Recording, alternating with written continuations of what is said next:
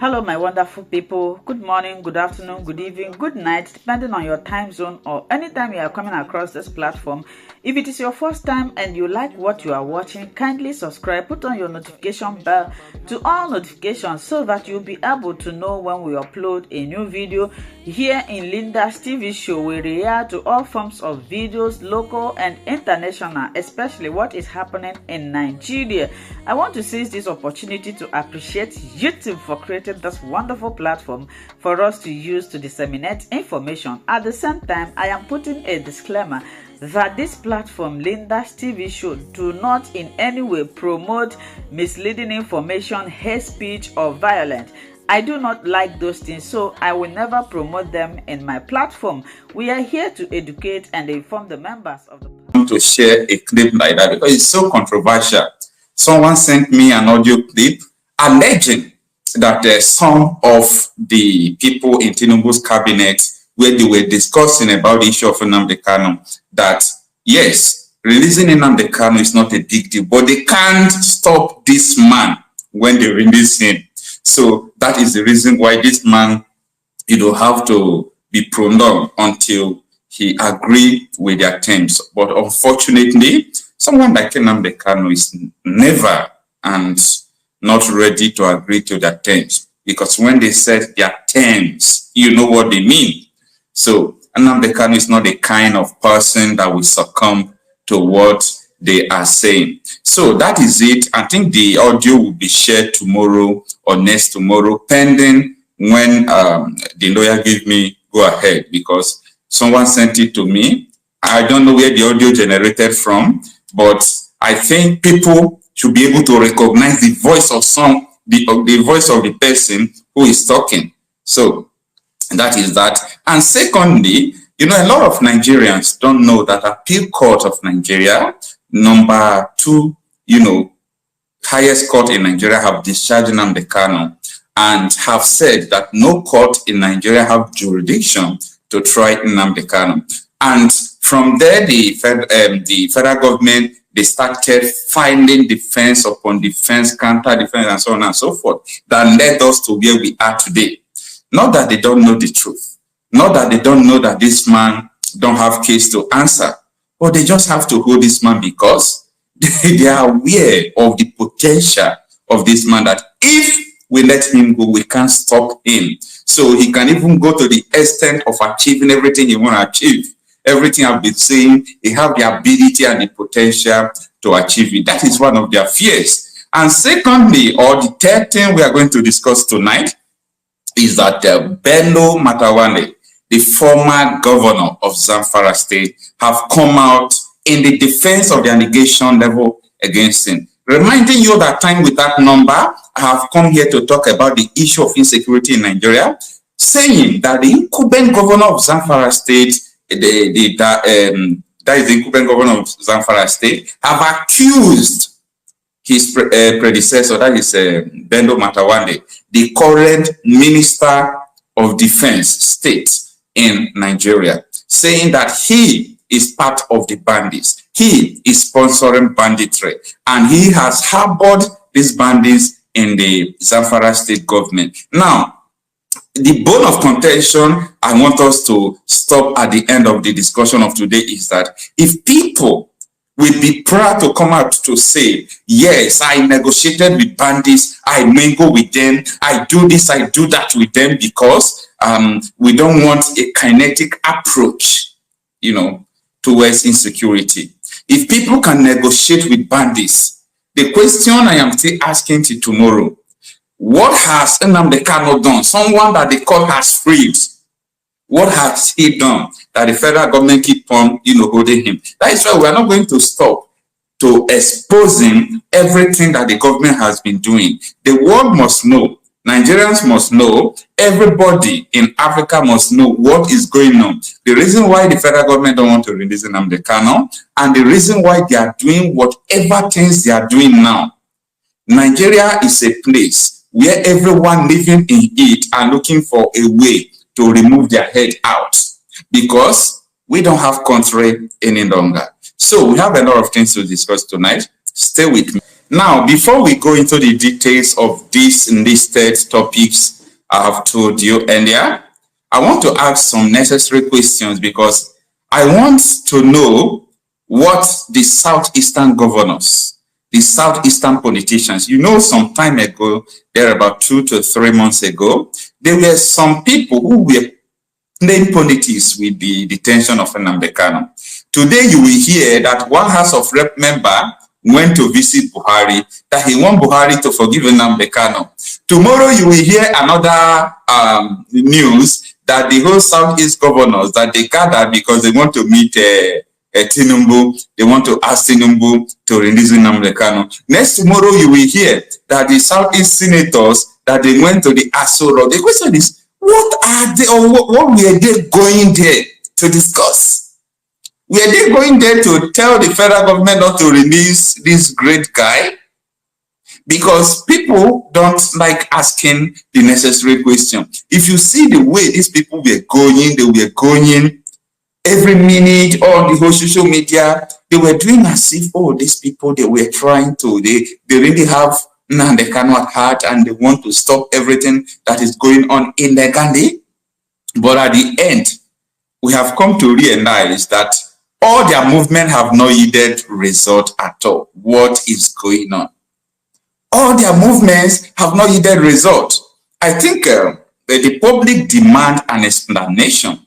The President General of our nation, before Iwayango, is now dead. I think he is one of the people that always constantly making he's constantly making a press briefing telling us how far he has gone or how far they have gone. But as far as I'm concerned, people should ask questions. What are they doing? What were they doing? Why were they visiting Aso Rock? You people should ask questions. You see, don't trust any politician. Don't trust what they tell you. Look at their actions and the result of their action. If all the whole meeting, these people met Tinubu, go to Aso Rock, 50 House of Reps sign later, 150 House of Reps sign later, these people sign, what is the result of all those signatures, all those noise we are hearing? Anyway, we'll come to that later. As I was telling you before, Matawalle, the former governor of Zamfara State, has come out to, withdraw or challenge the allegation of the incumbent governor of Zamfara State level against him. So a lot of you must have seen the allegation of the incumbent governor of Zamfara State saying that the former governor of Zamfara State is a bandit, he's supporting bandit. Why we are bringing up these videos and why you must understand it, time without number, try to understand what is in it, is because we are living in a country where we have more than 10 standards. You can't be treating one set of people different and another set of people different. In other regions, you forgive people who are bandits, you pay them, you harbor them in your government houses, and they are still constituting nuisance. But someone you said, committed something against the law, your court said this person should be discharged, and you refuse to discharge him. Now, I want people to really understand everything that is going on in Nigeria. Now, this is what happened before when the appeal court discharged Nnamdi Kanu. I want you to have the background knowledge of where I am going to. Take a listen. I want to kick off with this news that broke a few hours ago. Nigeria's appeal court dropping all charges against the separatist leader Nnamdi Kanu after ruling that he had been illegally arrested abroad. The court also ruled that his extradition had been illegal. What's your assessment of that? Yeah, thank you, Charles. I think it's a good day for Nigeria. It's a good day for rule of law. If you read the judgment, the appeal court is very clear that if you want to prosecute someone, you must follow the law. Because the essence of prosecution is to establish the law, follow the law. But bringing somebody illegally, the federal government disobey Nigerian local laws, disobey international law. We have treaty with Kenya, we have with Great Britain. If they want to try Nnamdi Kanu, there are legal process they should have followed to bring him in. You don't just go and kidnap him. So, and in law, we say that you cannot put something on nothing. Since the process through which he was brought into Nigeria was flawed, there is no way the trial could have continued in the first instance. So I think the court deserves to be commended. We've always called for rule of law, and today the appeal court has upheld rule of law, and they send clear signal to the government that they will not allow such illegality. But if they want to obey the rule of law, I think they should free him.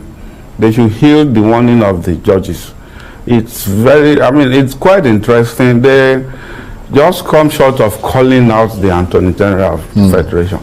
That as the first chief law officer of the nation, he is in a better position to advise the government that you don't do that. You don't just go, and we are not in a banana republic. That is the message. And if they are still going to go to Supreme Court and believing that what they did is wrong, that would be a shame, really. But will they still hold him if they go to the Supreme? I mean, given today's judgment, is he likely to be freed and then, you know, be sort of asked to return to court, or will he still be held if they appeal against this? Well, from my experience as correspondent who have seen the court for long, I know the tactics employed by law enforcement agency. They want to hold him while they are appealing, even though there is no order of court that said they should. Because ordinarily, like we see in the case of ASU and the federal government, they will need to apply for stay of execution of that judgment while they are on appeal. And even once that has not been granted, they ought to free him, but they will go to court and say, look, if we free him, he might still be a danger to society, and therefore they are not likely to free him.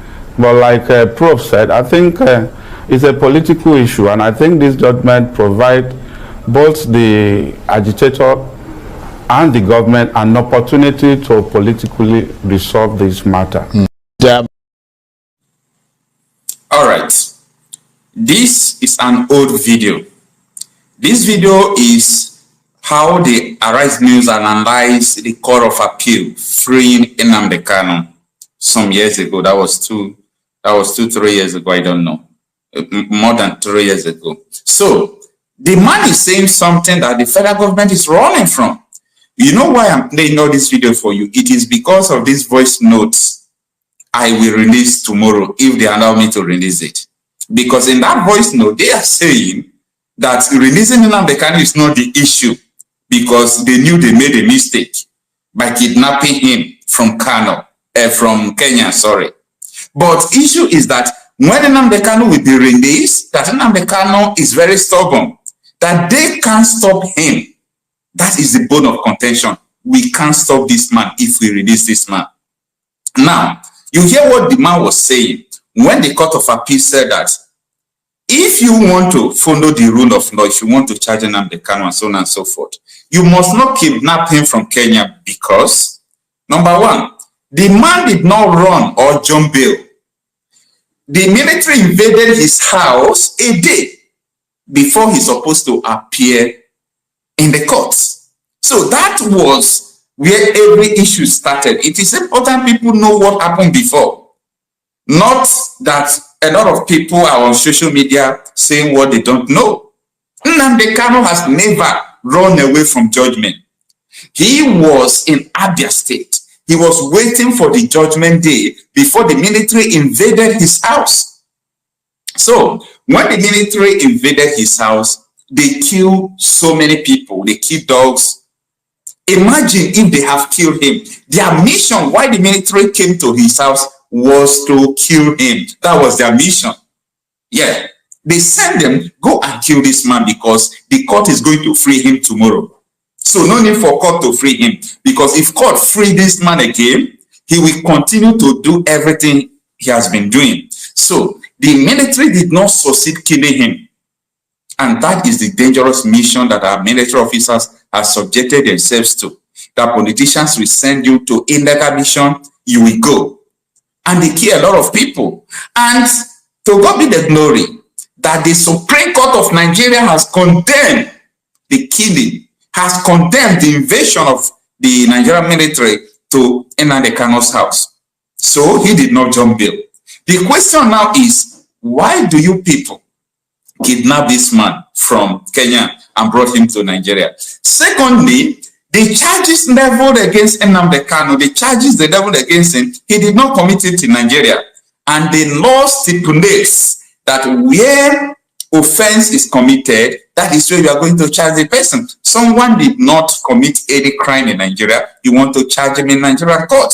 And that was why Nnamdi Kanu was insisting that it's not me, Nnamdi Kanu. You can try it with another person, but you can't try it with me. He said, I have been here for almost 4 years. Staying the next 1 year will not kill me.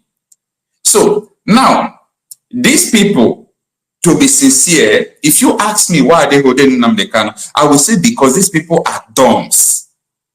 Because you can't do something without a purpose.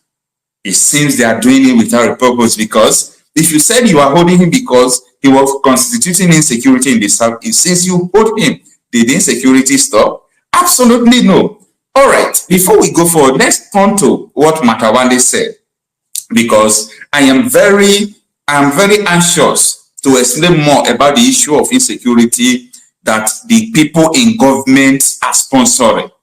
Because you cannot hold someone who is innocent while you, the government officials, are sponsoring insecurity.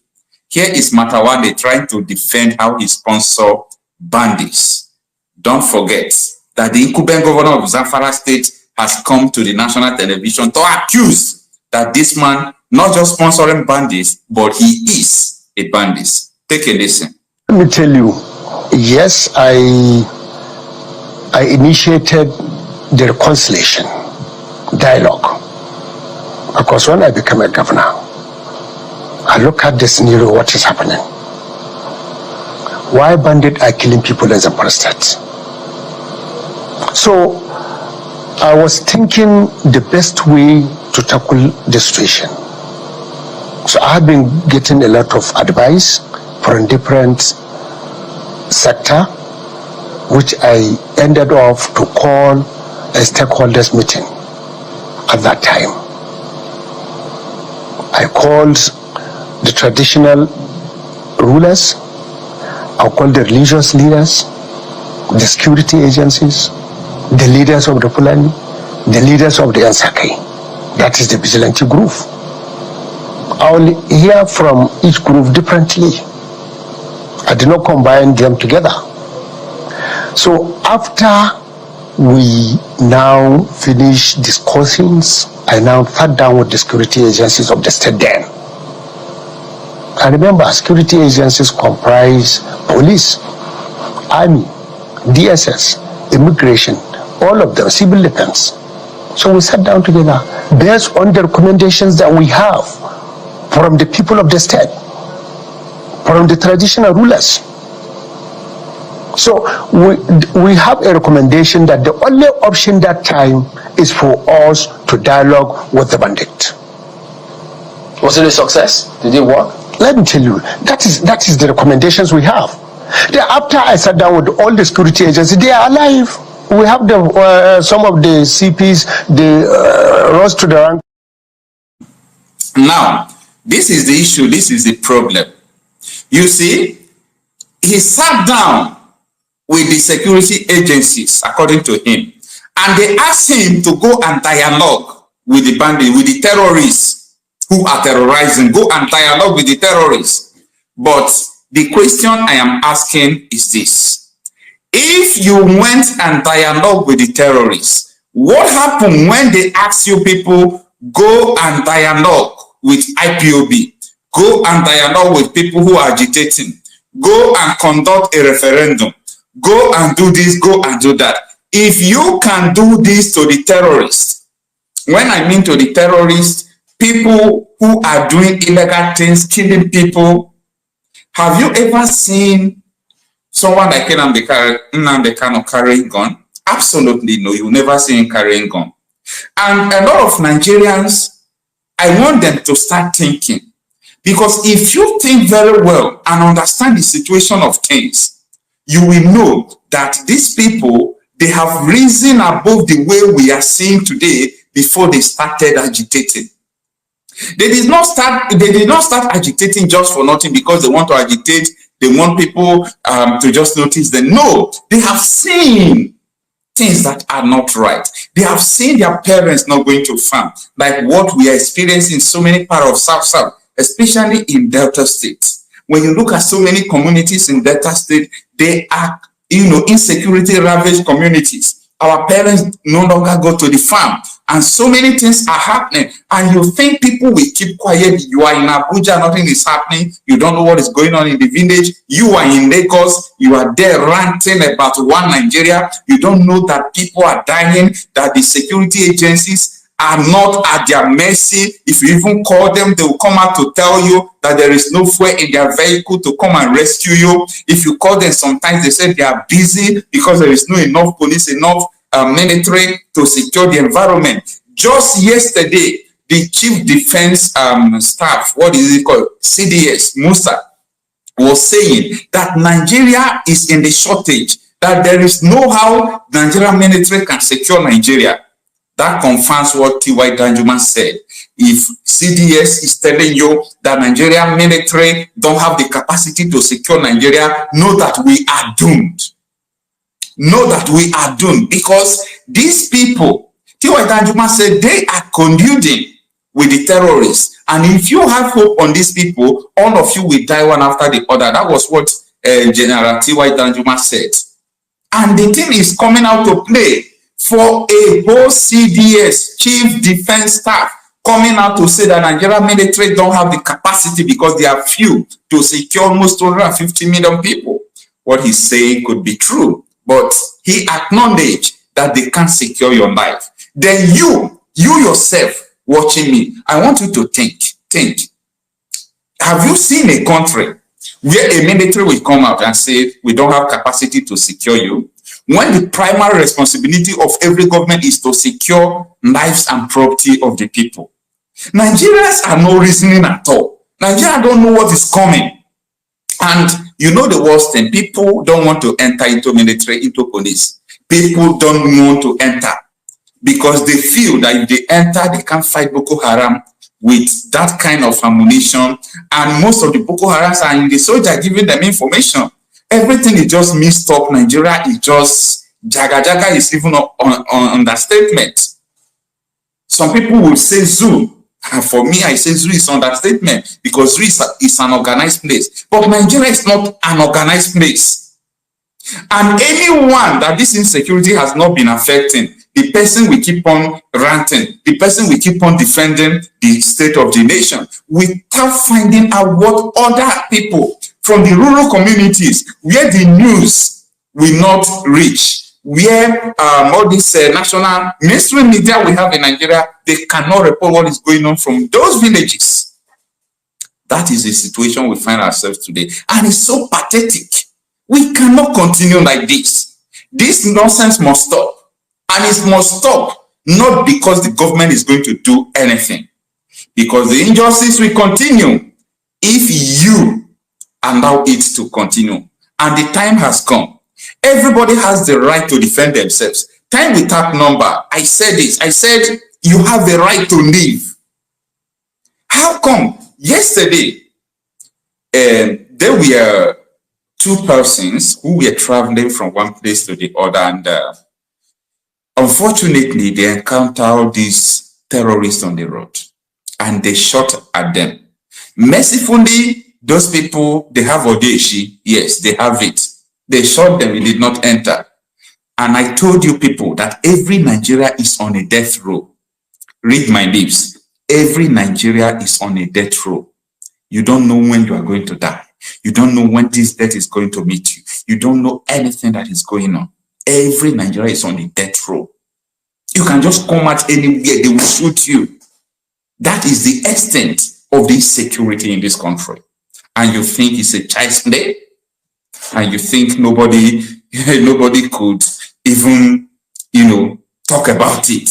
If you talk about it, you become a very bad person. They call you, you are not patriotic. And sometimes I ask questions. Do you know the meaning of patriotism? Patriotism to the detriment of the masses. Patriotism to the killing of your people. You want to be patriotic and your people are dying? There is no nation without people. So if you want to trade people's life because you want to keep a nation, it is better we stop the nation to save lives. If there is no people, there will not be nation. There will be people before Nigeria. My father was before Nigeria. My great-grandfather was before Nigeria. So if Nigeria will continue to kill people, it is time for people to put on their thinking cap. Why should we allow, what baffles me is that these people are poor people. All these farmers are poor people. All these villagers, they are poor people. And, all these terrorists will take their vulnerability because they don't have ammunition to fire back. They don't have security guiding them. They will go and sack villages, causing havoc everywhere. Go to Kaduna, they will sack communities, and there is nobody to talk about it. These are people's communities, and nobody's talking about it. If you talk, they say you are not patriotic. And this is what so many people who have been agitating, to separate from this entity saw very long time ago. They said, instead of us to die, let us defend our lives. Let us save our life. Self-defense is not a crime. You have the right to live. Don't die before your time because you are in a place that doesn't care about you. So if Nigeria as a nation, Nigeria as an entity, they don't want to save you, you yourself, don't you want to save yourself? This nonsense must stop. But it is only you that can stop it.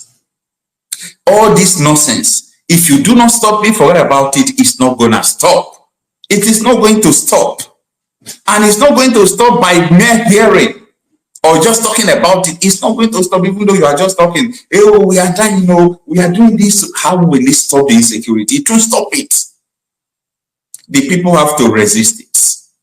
Yeah, the people have to resist it. I keep on referring to T.Y. Danjuma. I know why I am referring to him. He said, when you continue to rely on the security agencies in Nigeria, all of you will die one after the other.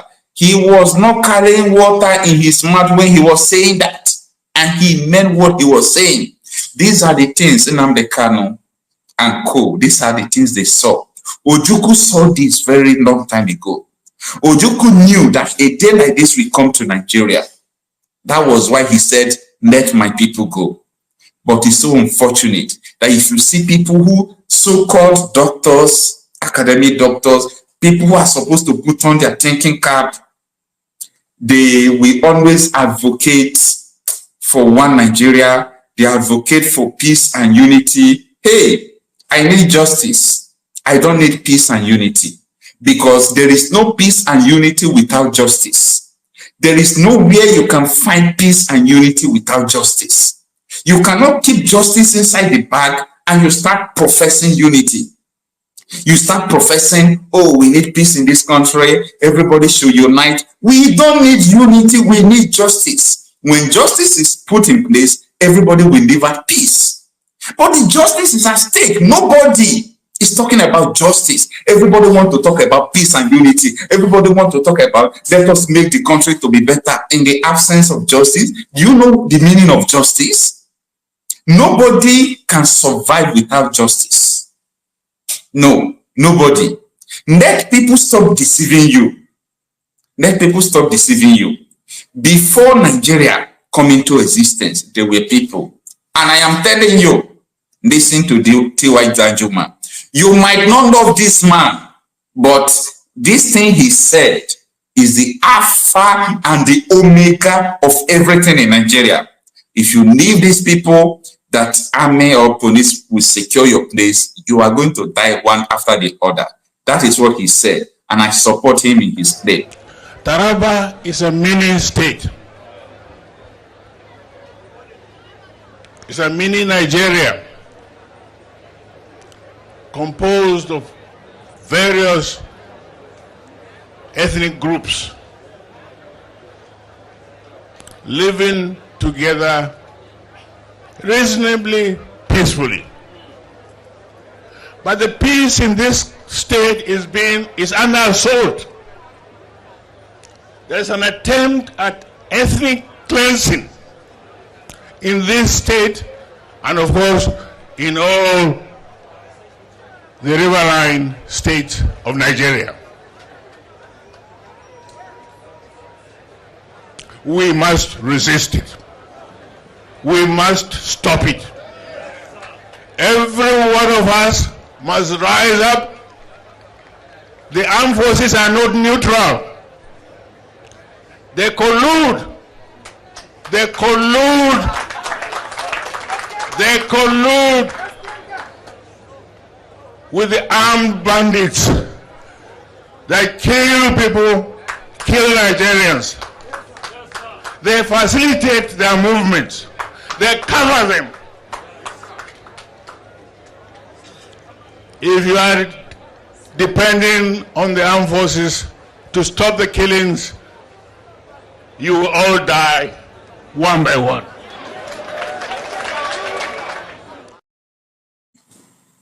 If you are dependent on the armed forces to stop the insecurity, you will all die one by one. Yeah. If you did not hear that, let me repeat it. If you are waiting for the armed forces to stop insecurity, you will all die one by one. That was from, #1 military officer in Nigeria before. They knew what is going on. These people understand what is going on. It is only you that fails to understand what is going on in Nigeria. You fail to understand. And what he said, is it not happening up to today? It is happening. That is what is happening. And nobody is just ready to challenge the status quo. If anybody asks you that he don't know what Nnamdi Kanu and co are looking for, play this video for them. Tell them that they should listen to the former Minister of Defense. They should listen to former #1 military officer in Nigeria. They should listen to him. He said the military, the armed forces are colluding. And maybe your people don't try to think about the statement he made. The word colluding, they are working hand to hand. They are collaborating. Have you ever seen a country that their security agencies will collaborate with the bandits? Oh, we should put on our thinking cap now. Have you ever seen a country where their security agencies are collaborating with the terrorists to kill their own people? There is no country anymore. If nobody will say it, I will say it. There is no country anymore. And everything this man said, I have their proofs. If I begin to do it as a documentary for you, it will be up to 3 hours. Just last week here, let me screenshot this thing and let me play what the guy said, okay? I believe you understand what the guy said. Now, the military officer, he's not a military officer, he's a repentant Boko Haram. He was inducted into the military because he repented, a terrorist. Did he stop terrorizing? Absolutely no. What happened? He was stealing bullets from their fellow military who are original army officers. Because we have original army officers and fake. We have terrorist army officers and we have original army officers. So the fake army officer was stealing from original army officer to go and sell it to the terrorists, to the bandits, to attack back at the military and civilians. This is your country. Yeah.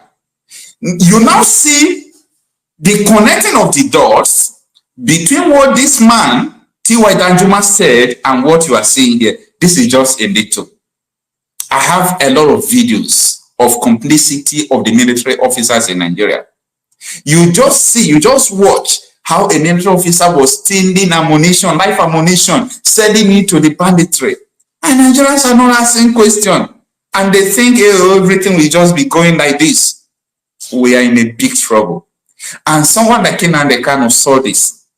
He saw it coming and he told us that, look at, there is a danger ahead, that they should conduct a referendum. That was what he said. That is just his crime. Conduct a referendum, because what is coming, there is danger coming. Because the soldiers are colluding with the terrorists to wipe our people away. They are the terrorists killing people. You just watch it there. You just watch it. You know, when we are talking sometimes, people think, oh, these people are not patriotic. I repeat this time with that number. Anybody that tells you that keeping Nigeria one is patriotism, the person is a demon. Because the person have never tested what is going on in Nigeria. May what is happening in the villages where our parents are being kidnapped, killed, raped, they are not going to farm, may it happen to that person and their family. Because some people don't want to understand what is going on at all. Some people don't want to understand the pains of people. That you have your own ancestral land, your farmland, you paid money to cultivate it, you have palm plantation, you cultivated it, you did everything that you could do, but at the end, you were unable to go and harvest it because some unlawful elements, some infidels are in your farm. They are in your bushes, you can't eat. And someone there is telling you, no, we have to build this nation. He's there in Abuja eating the money that belongs to you. The Nigerian people must rise up. Nobody can save you. Nobody. When I mean nobody, nobody. Nobody, including your pastors, including your imams, including your traditional rulers. It is only you that can save yourself. Unfortunately, we are in a jungle of justice. This is a jungle, and the jungle is getting matured. You know why I said the jungle is getting matured? The jungle has not finished maturing. When the jungle go mature finish, they're not the third person. Nobody will come out to tell you that, oh, Nigeria is gone, oh, things are going on. Oh. When this jungle that APC have prepared, when the jungle matured, I told you people before, Cotonou will become a safe haven to so many people. Ghana will become a safe haven to so many people. You know why? How can military collude with the bandits just to kill people? It's not happening anywhere in the world. No matter how corrupt the nation could be. The other day, I was telling you people how the Ministry of Aviation auctioned the combat helicopter that they bought to combat terrorists, to combat banditry. And they saw that the ability of this helicopter could wipe them away. They sold it. They put it for sale. Oh my goodness. Nigeria is in a big trouble. Anyway, my dear viewers, thanks for joining me this evening. We are going to open our line. You know, this is a public opinion platform where you come to say your mind, you talk about what is going on in your area, and you also react to what we have discussed so far. So you can use this WhatsApp number on the screen to call me. I'm just opening the line now so that you can speak to us. We are going to also allow people to come in the stream.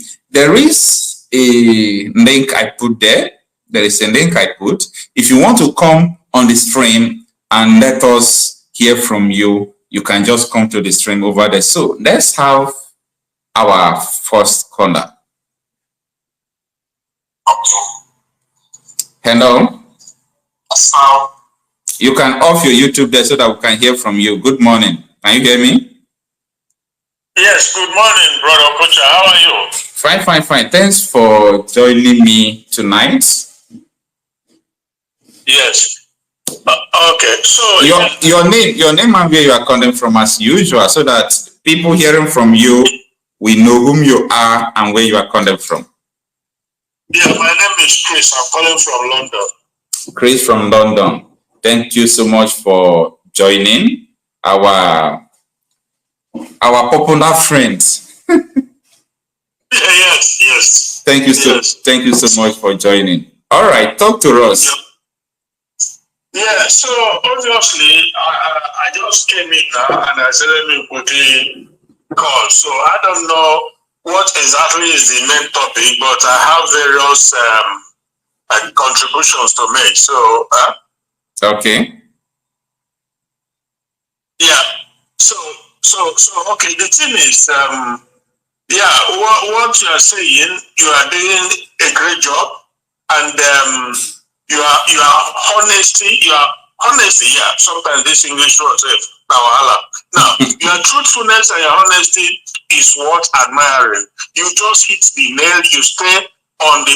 You don't paint walls. You don't try to please anybody. You say like it is. So that is what I appreciate the most, because anybody that has that is the humanity, the goodness in them, man or woman, and in my estimation, in my observation, anybody that is not an agent of Satan and is promoting one Nigeria, giving what Nigeria is, giving the history and what is happening and what is continuing, I tell you, it doesn't get any darker than that, because everything about Nigeria is pure evil. There's no other way you can look at it. From the news of the Bobrisky coup we are hearing now, to even the people at the top of the power, to the defense minister, who is a bandit, a terrorist himself, to even Shetima the size, one of the co-founders of Boko Haram. I was watching him today at the United Nations conference in America. And Shetima was preaching and saying that Palestinians deserve freedom, that their self-determination is an inalienable right of every human being. So Shetima, who is the vice president of Nigeria, is saying that the freedom and self-determination is an inalienable right of Palestinians. But meanwhile, in Nigeria, you said Nigeria is not negotiable. Oh, exactly. And over 17 million to even 80, they fought a war, millions of people died in it. Until today, they are still asking for referendum, so that you say no, but yeah, you are preaching something else. What a hypocrisy. So that is we are in a social media age. You know, they can deceive few people for a long time, but they cannot deceive everybody, you know, at every time. You cannot go to the UN and advocate for a country to separate into two, but in Nigeria, where Nigeria was amalgamated artificially, by force, you are saying it's not negotiable. So who are you trying to deceive? Exactly. It's not going to happen. Exactly. So you see how shameless these people can be, that for more than 100 years now, this country called Nigeria was forcefully amalgamated with the force of arm. The people never have any chance. They never give them, till this day, any chance in the form of referendum to decide if they want to be in Nigeria or not.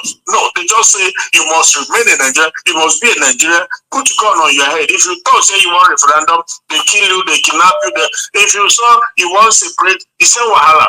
Then you go to United Nations to tell them about Palestine. Meanwhile, in actuality, in 2005, Israel gave Palestinian autonomy. And that autonomy is what we have been asking for. In fact, it's the autonomy that led to the civil war that happened in Nigeria, because Jugu and Gowon was in Abure to discuss about regionalism. And they agreed. When they got home, Gowon was deceived to negate on what has been agreed upon. So Jugu said, okay, if you change your mind, if you negate on what has been agreed upon in Ghana, I'm not going to sit by, watch my people get slaughtered all the time in the north. Therefore, that way I will succeed. But originally, the agreement was regionalism. That was the Abure conference. So Palestinians, Israel gave them autonomy in 2005 to conduct election for yourself, rule yourself, do what you want. But guess what? They went and they elected Hamas, the terrorist organizations that have sworn that Israel must be wiped out of that place, that whole land belongs to them. So I said to myself, now, if you look at South Africa, the Igbo people when come there, They also harness the land, they occupy, they kill, they do. But today, from even that country, South Africa did not say that they wipe out the Afrikaners, the Netherlands people who are the Africans there. They didn't say that. Just let everybody live in peace, you know. Now, so how can you Palestinians and Arabs say that you wipe away Israel? Even the former Iranian president, he said that a president this time not just a roadside ordinary guy or a president with huge power and responsibility. He said that Israel will be wiped out of that place because there is no sensible country you will threaten to wipe out and they will keep you quiet. And God bless you. No sensible country. Nigeria is the only country. ISWAP said they are going to defeat Nigeria and divide Nigeria like they did to America in Afghanistan. And up to today, the CDS is not talking about that, but he keep on talking about the issue of IPOB and Nnamdi Kanu, who is not even a threat. All they wanted was referendum. The truth must be said. I will continue to say it. No problem, sir. You just have a minute to round up your section. You have exhausted your time. Okay, so that is the thing, my dear brother, because the thing is, it's just so the highest level of hypocrisy. And everybody in that country, oh my goodness, the level of evil that goes on in Nigeria. When I saw these so-called professors or elite or intellectual, whatever, they never speak the truth. There's one they call professor, whatever, in Arise TV, one Yoruba guy. They never speak the truth. It's all about referendum. Give the people referendum. They deliberately remove it in 1999. These are Abdul Salami. These are the proponents, the champions of Islamization. They remove it in 1999 and they push Sharia into the Nigerian constitution, which is against the secular Nigerian system. Nobody's talking about it. It's incredible. All the politicians in the south side, both southwest, southeast, whatever, none of them speak. These people come and infusing Sharia into Nigerian secular law system and they allow it. My brother, now it is God bless. It is fair. It is fair. All right. Thank you so much. Thank you so much for joining. Yeah. Bye. All right. Have a nice time. You too. All right. Before we have another caller, we have one person in the house here called Prof. Dato. Prof. Dato, what is your real name and where are you joining us from? Good day, Ogo Culture. I prefer to be taken as Prof. Dato. I'm calling from USA, Ohio, Ohio State. I've spoken on your program. I like what this speaker said. You see, it's just a pity. Our leaders in our country are they're hypocrisy themselves. They're hypocrisy themselves. You see, you don't blame the man because I keep telling people, you see this Islamic religion, they always support themselves. Any place they see their brother, even if the truth is before them, they'll support their brother because I don't know if you know in the Quran, it is there. In the Quran, it states, if you are a Muslim and you have a court case and somebody that's not a Muslim calls you up to give witness against a fellow Muslim, you should not do it. It's in the Quran. So you don't, yes, it's in the Quran. So you don't blame what's going on. You know, it's just very terrible. And, you know, why I see that threat to the Igbos, why you see the threat to Nnamdi Kanu'S temple, everybody knows what the capability of the Igbos. If the Igbos leave Nigeria, Nigeria knows what will happen.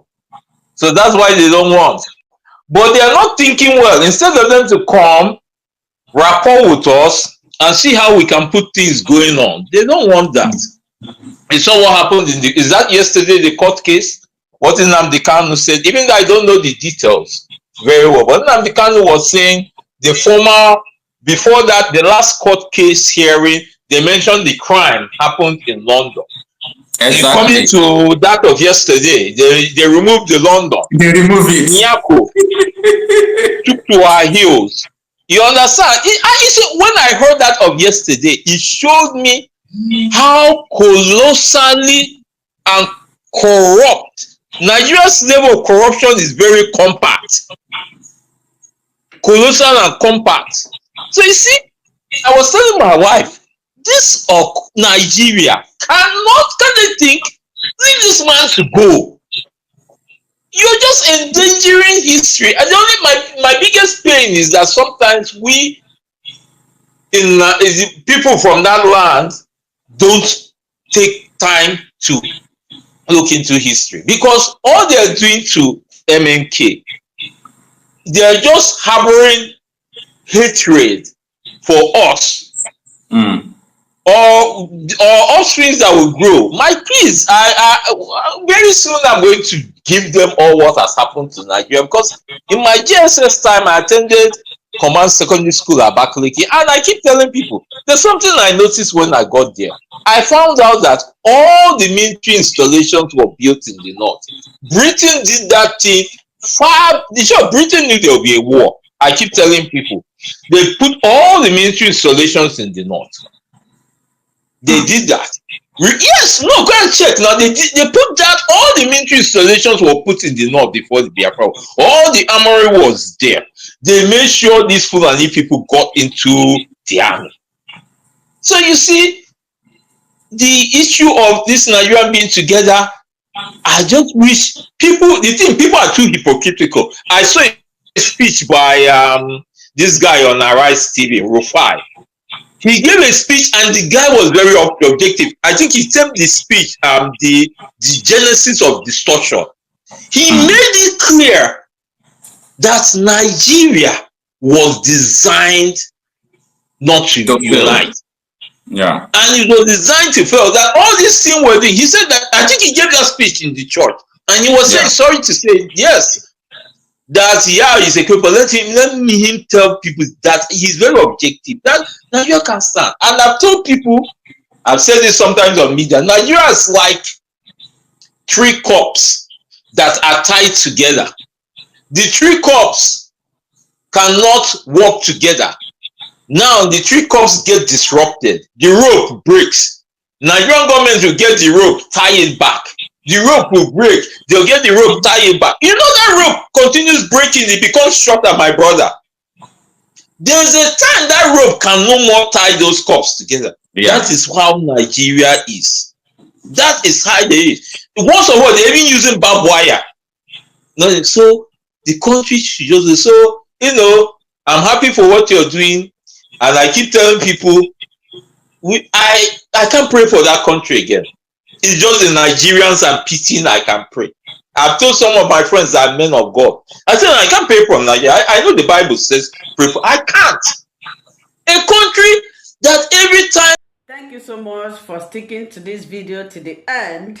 Like I said before, now it's time for us to go to the comment section to air our mind and our opinion. Say what you think about this video and this platform. Do it constructively. Share this video, like, subscribe, and also continue to watch Linda's TV show, because this is the home of news. Until I see you again in my next video, remain blessed. For now, I would say bye-bye.